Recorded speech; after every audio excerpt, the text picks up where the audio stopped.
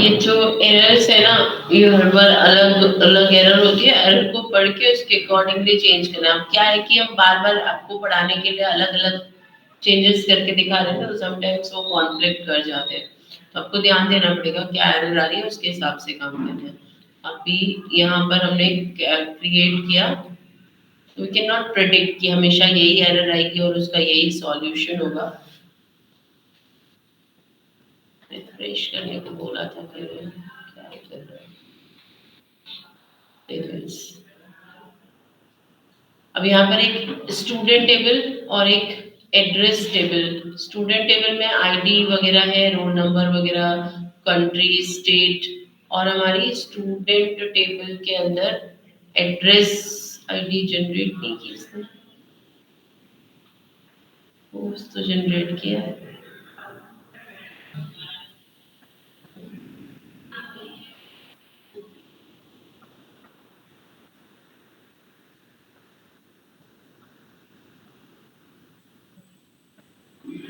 और इनकी दी थी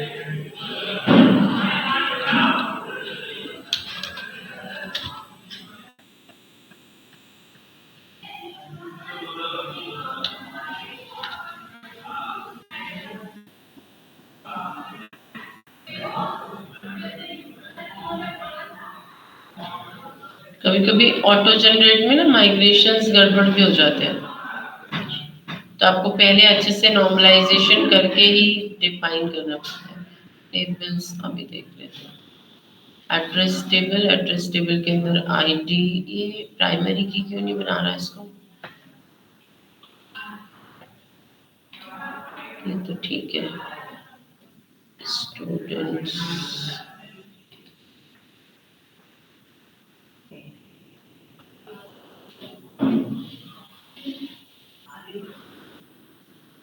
दो कॉलम क्यों नहीं दे?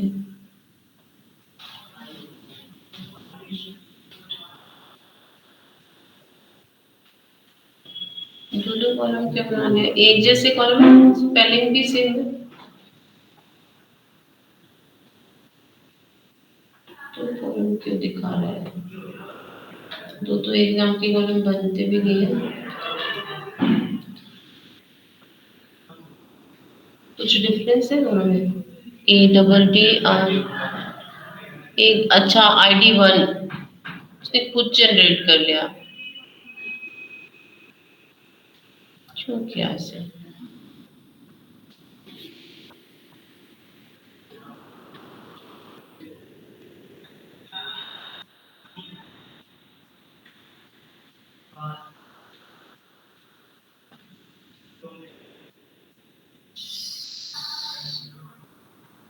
यहाँ फॉरेन की लिखना पड़ेगा।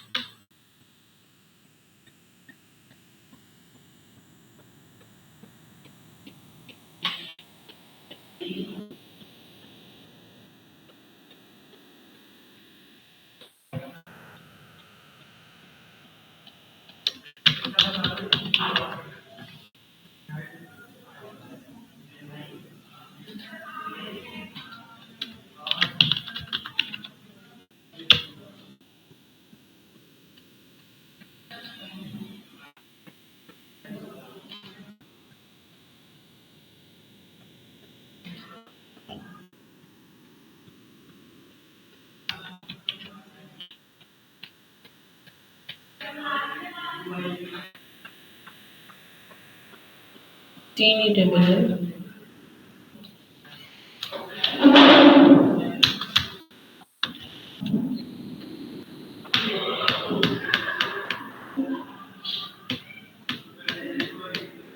ऐसे कोर्स प्रॉब्लम से करेंगे।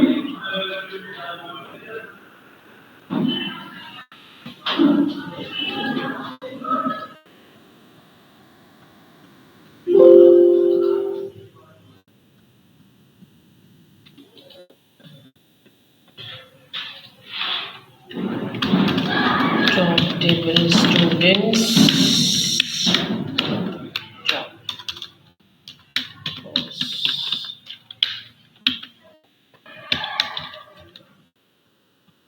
क्या नाम है टेबल का? Courses ABC course drop cannot drop because it does not exist. Address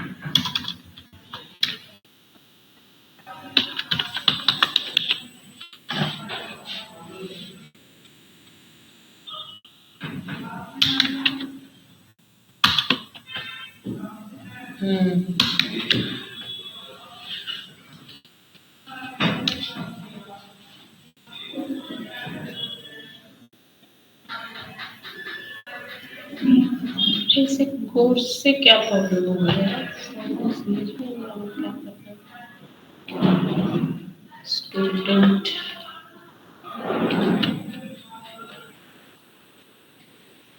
public public public public class का टाइप तो चेंज है क्या? COURSE स्पेलिंग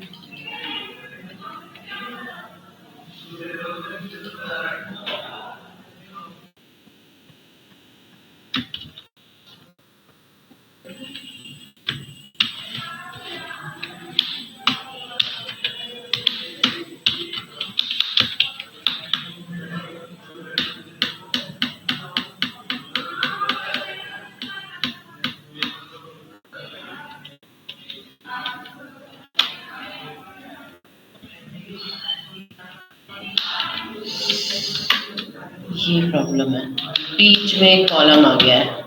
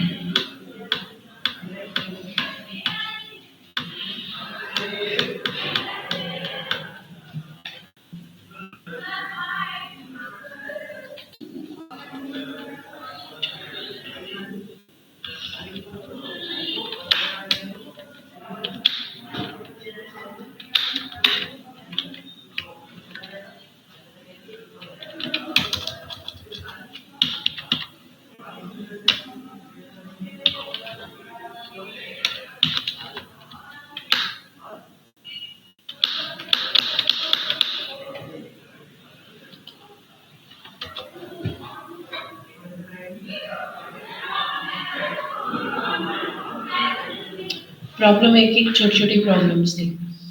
यहाँ पे क्या हो गया था कि स्टूडेंट क्लास में हमने रोल नंबर डिफाइन किया था, प्राइमरी की किया था, और ये जो फॉरेन की लगाया था ना कोर्स आईडी वाला, वो उसके ऊपर चला गया था। एग्जैक्ट अपने ऊपर होना चाहिए जहाँ पे भी डेटाबेस है। इसकी वजह से प्रॉब्लम हो रही थी। ये कहाँ पे जा था, या एड्रेस आईडी के ऊपर लग गया था, तो वो मैच नहीं कर पा रहा था, इसलिए मैपिंग नहीं मिल रही थी।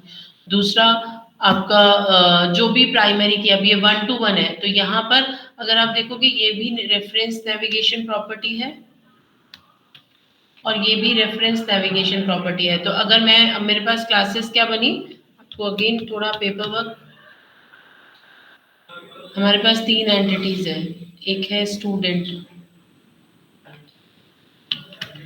ठीक है, स्टूडेंट। अब स्टूडेंट एनरोल कर रहा है एक कोर्स में,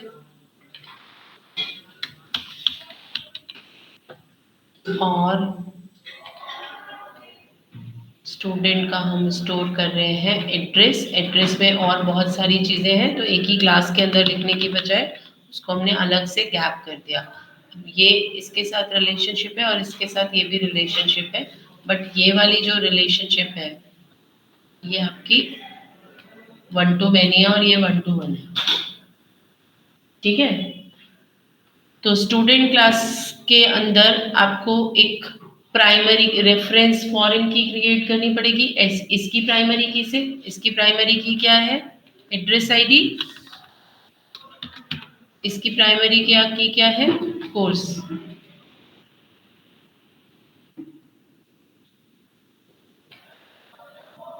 क्यों नहीं रहा, इसकी प्राइमरी की क्या है, एड्रेस आईडी। तो एड्रेस आईडी, इसकी प्राइमरी की क्या है, तो हमें इन दोनों के एक एक प्रॉपर्टी यहाँ ऐड करनी पड़ेगी। इसके अंदर एक एड्रेस आईडी बनानी पड़ेगी और इसके अंदर एक, सॉरी क्या वापस लिख दिया, डिलीट नहीं होता है जल्दी से। इसकी प्राइमरी की क्या है, कोर्स आईडी, कोर्स आईडी। तो कोर्स आईडी, यहाँ पर आपको आईडी और कोर्स आईडी दोनों बनानी पड़ेगी। तो हमने एक एड्रेस आईडी क्रिएट कर दी और एक कोर्स आईडी क्रिएट कर दी।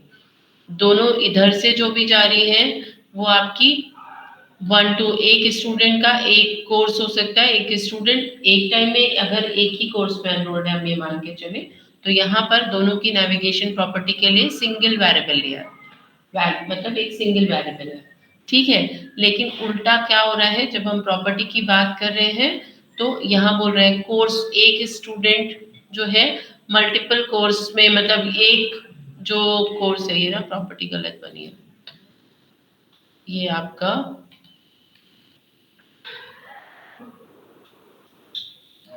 ये इस तरफ जाएगा, ये ऐसे है। एक स्टूडेंट एक कोर्स में मल्टीपल स्टूडेंट हो सकते हैं, तो नेविगेशन प्रॉपर्टी यहाँ पर आपको जो नेविगेशन प्रॉपर्टी क्रिएट करनी है, स्टूडेंट क्लास में तो क्रिएट कर दी, तो कोर्स क्लास में, कोर्स के अंदर यहाँ कलेक्शन क्रिएट करना पड़ेगा। यहाँ पर आईडी नहीं चाहिए, यहाँ पर स्टूडेंट का कलेक्शन चाहिए, आई कलेक्शन, तो ये बनाता है आपका 1 to many रिलेशनशिप। लेकिन जो हमारा एड्रेस है, वो एड्रेस जो है एक पर्टिकुलर स्टूडेंट के लिए चाहिए, तो उसकी आईडी यहाँ पे भी जनरेट करेंगे, इसके बीच में भी रिलेशनशिप सेट कर दिया, और यहाँ पर एक स्टूडेंट टाइप का ऑब्जेक्ट जनरेट कर दिया, ठीक है। आप यहाँ पर इसका रोल नंबर नहीं भी डालोगे तो भी चलेगा, बट हमें रिलेशनशिप इसके थ्रू फॉरेन की डेट जनरेट करनी थी, तो अब हमने अपडेट डेटाबेस किया। आप क्या कर सकते थे, इसी को प्राइमरी की भी बना सकते थे, रोल नंबर को भी, साइक्लिक रेफरेंस ना बन जाए बस।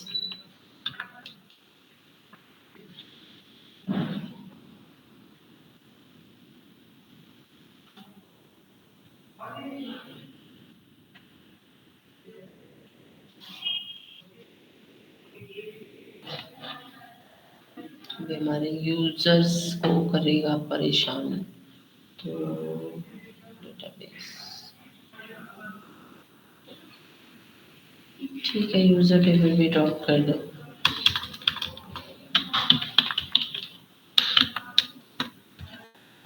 पूरा ही फ्रेश बन रहा है ना, तो फ्रेश बनने में यूजर टेबल डिलीट करने से अगर आपका डेटा इंपॉर्टेंट नहीं है तो कोई फर्क नहीं पड़ना, डेटाबेस आपके में डेटाबेस जनरेट हो जाएगा, लेकिन ये सारी चीजें हमें पहले से करनी होती है, इसलिए अब टेबल पे आए और एड्रेस, एड्रेस के अंदर आपका address ID, country, state, city, roll number है, और एड्रेस से student, address ID, course ID, foreign की जनरेट कर रहा है सिंगल, यहाँ तो पता चलता नहीं है, वैसे भी 1 to 1 है, 1 to many है। और आपकी जो कोर्स टेबल है, कोर्स टेबल के अंदर आपका कोर्स आईडी और नेम डिफाइंड है, तो जैसा हमें चाहिए थी वैसे रिलेशनशिप सेट हो गई।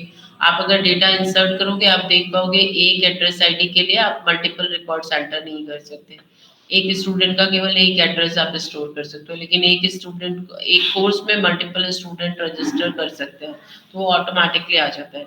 अब कभी कभी क्या होता है कि मैनी टू मैनी रिलेशनशिप्स होती है, मैनी टू मैनी रिलेशनशिप क्या होगी, अभी यहाँ पे मैं कर नहीं रही हूँ, आप यहाँ पर भी कनेक्शन, अगर इसी स्टूडेंट और कोर्स के बीच में आपको ये लगे एक कोर्स में मल्टीपल स्टूडेंट और एक स्टूडेंट मल्टीपल कोर्स में रजिस्ट्रेशन कर रहा है, ठीक है, तो एक स्टूडेंट मल्टीपल कोर्स में रजिस्टर कर रहा है, तो आप इसी के लिए यहाँ पर प्रॉपर्टी क्या क्रिएट करोगे, आपका कोर्स है, यहाँ पर कलेक्शन बनाया है ना, स्टूडेंट में भी कोर्स को कलेक्शन प्रॉपर्टी में चेंज कर दोगे, तो वो अपने आप वहां एक तीसरी टेबल बनाएगा, स्टूडेंट कोर्स या कोर्स स्टूडेंट करके, और उसमें दोनों की मैपिंग जनरेट कर देगा, फॉरेन की जनरेट कर देगा, तो इसको भी कलेक्शन प्रॉपर्टी में हम कन्वर्ट करते हैं, तो वो मैनी टू मैनी रिलेशनशिप हो जाती है। इसके बाद आपकी क्यूड एप्लीकेशन वैसे ही है जैसे हम करते आ रहे हैं। वैलिडेशन सेट कर लिया, वैलिडेशन सेट कर लिया उसके बाद, तो ये तो रिलेशनशिप सेट करने का तरीका हो गया, इसके अलावा आप वैलिडेशन सेट कर दो। अब एंटिटी फ्रेमवर्क के थ्रू जब हम काम कर रहे हैं यहाँ पर, तो एरर्स तो ऑटोमेटिकली दिखा ही रहा है, डेटा एनोटेशंस आपने ऑटो जनरेट किया है, कोई भी CSHTML अगर आप देखोगे फॉर्म्स वाली, जैसे कि कोर्सेज नहीं, details added, user controller, user controller में रजिस्टर है, जैसे गो टू व्यू, अगर हम फॉर्म्स की बात करें तो टैग हेल्पर्स आपके, ये स्पैन, यहाँ पे टैग हेल्पर ऐड होता है, ASP वैलिडेशन फॉर ये आपका तब ऐड होता है, ये अपने आप बना हुआ है, हमें कुछ करने की जरूरत नहीं पड़ रही है। आप अगर आपने वैलिडेशंस लगाए हैं और वैलिडेशंस में कोई एरर है, ये अपने आप एरर मैसेज आपको डिस्प्ले करता है। ये वाला स्पैन है ना, इसमें इसका टैग हेल्पर है ASP validation for, ASP validation for first name. तो अगर फर्स्ट नेम में एरर होगी तो यहाँ पर वैलिडेशन आ जाएगी, नहीं होती है एरर तो ये डिस्प्ले नहीं होता। ASP validation for last name, date of birth, email. यहाँ पर मॉडल ओनली है, इसलिए जहाँ पर हम डेटा लिखते हैं वहां पर आता है। आप इसमें मॉडल ओनली और ऑल लिख सकते हो और नन कर सकते हो। नन कर देते हैं तो ऊपर सारी की सारी जो एरर्स हैं वो एक जगह पर आ जाती है, जैसे समरी पेज की तरह से आ जाती है, तो समरी डिस्प्ले करेगा। तो ये ऑलरेडी यहाँ पर डिफाइंड है एरर्स वगैरह। एरर्स अब आप एरर के साथ बना सकते हो अपना रिकॉर्ड। तो अभी इतना काम करो और डेटाबेस स्क्रिप्ट आपके पास में, तो आपके पास अब 3 तरीके हैं डेटाबेस कनेक्टिविटी करने के। 3 तो नहीं, मतलब बेसिकली आप कर सकते हो। आप एडीओ से भी कनेक्ट कर सकते हो, डिपेंड्स। आप एंटिटी फ्रेमवर्क यूज कर सकते हो। एंटिटी फ्रेमवर्क में आपके पास में डेटाबेस फर्स्ट अप्रोच है, कोड फर्स्ट अप्रोच है। आप पूरा कोड खुद लिख सकते हो या फिर एंटिटी फ्रेमवर्क्स के इनबिल्ट यूज कर सकते हो, या आप प्रोसीजर्स बना लो और उन प्रोसीजर्स को कॉल कर सकते हो। ठीक है, प्रोसीजर्स को हम कॉल कर सकते हैं। अब हम नेक्स्ट इसमें क्या करेंगे, इमेज अपलोड करना देखेंगे और एक्सपोर्ट कल करते हैं। इमेज इंपोर्ट एंड एक्सपोर्ट करते हैं, वो हम कल करते हैं। कल हम इसमें एक इमेज फाइल ऐड करेंगे। आज के लिए इतना ही करो, और थोड़ा व्यू को आप बेटर कर सकते हो। हमें क्लाइंट साइड वैलिडेशन था, क्लाइंट साइड वाला वैलिडेशन था। क्लाइंट साइड वैलिडेशन तो जावा स्क्रिप्ट से, उसमें हम क्या करेंगे। क्लाइंट साइड वैलिडेशन के लिए एक्चुअली हम केवल क्लाइंट साइड वैलिडेशन कर, हम ना तो हम केवल क्लाइंट साइड वैलिडेशन पे रह सकते हैं, ना हम उस पे रह सकते हैं। तो जब हम फॉर्म वैलिडेट वगैरह करते हैं ना, तो अगर नॉर्मली क्लाइंट साइड वैलिडेशन का मतलब क्या होता है। क्लाइंट साइड वैलिडेशंस का मतलब होता है कि आपके जो वैलिडेशंस हैं, जैसे आप रजिस्टर करते हो। अब अगर मैंने यहाँ पर वैलिडेशन लगाया, तो अगर मैं यहाँ कुछ लिखती हूँ और एंटर करती हूँ, तो ये तुरंत आ गया ना, ये क्लाइंट साइड वैलिडेशन है। बट अगर मैं यहाँ पर ईमेल आईडी, अब ईमेल आईडी में मैं ए लिख के वापस आती हूँ, ये क्लाइंट साइड वैलिडेशन है। ठीक है, लेंथ वगैरह पे ये एक्चुअली क्लाइंट साइड है। तो आप टैग हेल्पर्स यूज करते हो या वो यूज करते हो, तो जावा स्क्रिप्ट, आप बूटस्ट्रैप ऑलरेडी इसमें इंस्टॉल है ना, तो वो जितने भी टैग हेल्पर है वो आपको इनबिल्ट क्लाइंट साइड वैलिडेशंस देता है। क्लाइंट साइड वैलिडेशन लेकिन तब देगा जब आपने ये दोनों फाइल्स ऐड कर रखी हैं। www रूट में आपके लाइब्रेरी के अंदर jQuery यूज करते हैं। jQuery के थ्रू क्लाइंट साइड वैलिडेशन होता है। jQuery validation and jQuery validation unobstructive. अगर आप अपनी लेआउट फाइल को देखोगे ना, व्यूज में जाओ और व्यूज में है लेआउट, layout.cshtml, लास्ट में आपकी ये jQuery और bootstrap JS फाइल्स यहाँ पर लोडेड है। ठीक है, एक सेक्शन बना हुआ है, स्क्रिप्ट्स वाला सेक्शन बना है, और आपकी एक फाइल है यहाँ पर, एक और व्यू इंपोर्ट्स नहीं, वैलिडेशन स्क्रिप्ट्स, ये आप सबके पास आ रही होगी। इसमें आपका jQuery वैलिडेशन एंड jQuery अनऑब्स्ट्रक्टिव, ये दोनों को ऐड कर रखा है। ये ऑप्शनल फाइल है, जब हम डिस्प्ले करते हैं तो कोई वैलिडेशन चाहिए नहीं। जब हम फॉर्म डेटा पोस्ट कर रहे हैं, जैसे एडिट कर रहे हैं या क्रिएट कर रहे हैं, तो हमें ये चाहिए। तो आप अपने एडिट वाले वो पेजेस देखोगे ना, क्रिएट, आप जाओ ये एडिट पे या रजिस्टर पे, तो नीचे उसने ऐड कर रखा है वैलिडेशन पार्शियल। इनकी वजह से हमें क्लाइंट साइड वैलिडेशन मिलता है। अगर आप इनको ऐड नहीं करोगे, if you will comment this, edit पे भी कमेंट कर दिया, और मैंने एडिट पे और क्या था, यूजर रजिस्टर, इस पे भी इसको जाके मैंने कमेंट कर दिया। रेजर में कमेंट कैसे होगा, ऐसे कमेंट होता है। अब हमने यहाँ पर क्लिक किया,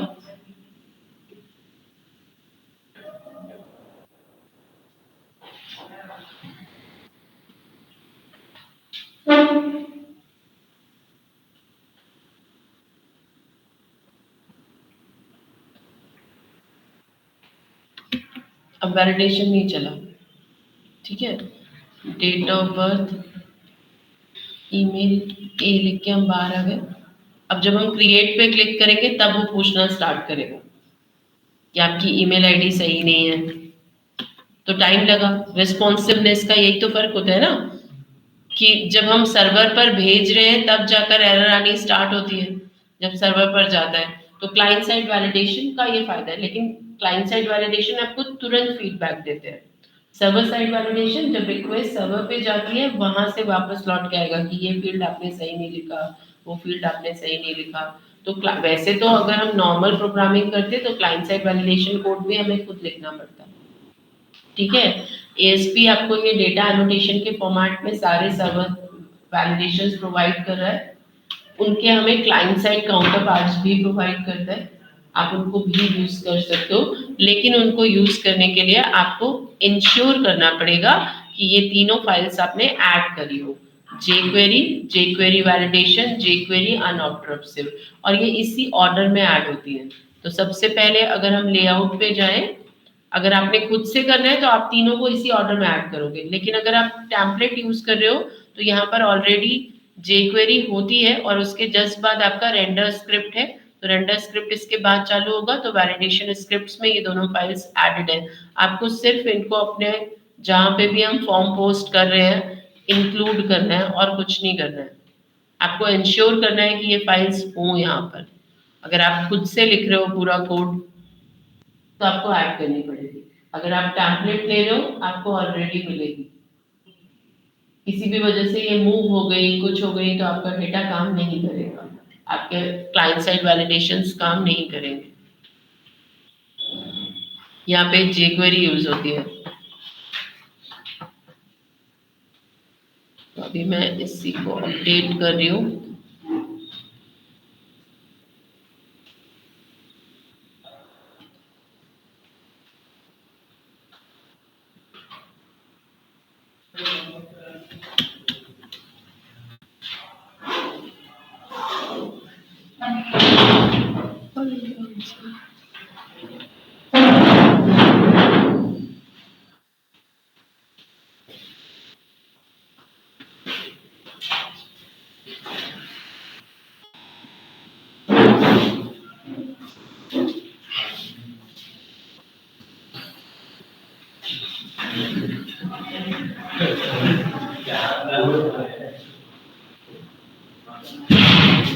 अरे क्या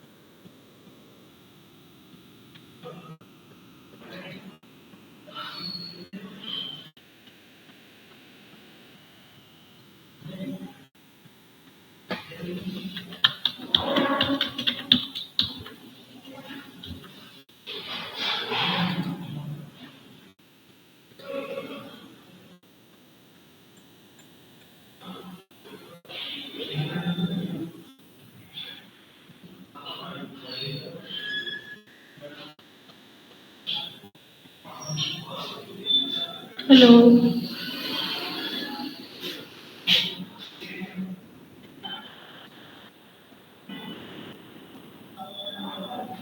कल मेरा ऑफ है। हाँ, क्यों नहीं आया? आपकी क्लास हो रही है क्या? ना ना ना ना, क्लास नहीं हो रही। तो फिर ये क्यों लगा जब मैं आज तो स्टॉप कर दिया। और बताइए, आपके सारे स्टूडेंट ऑनलाइन ना?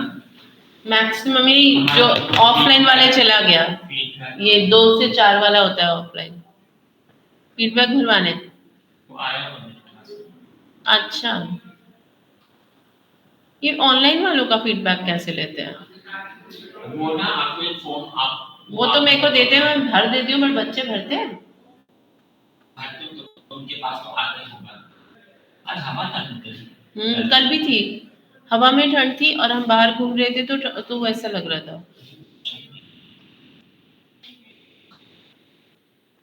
अरे मैंने डेटा तो डाला है यार, क्यों नहीं आ रहा?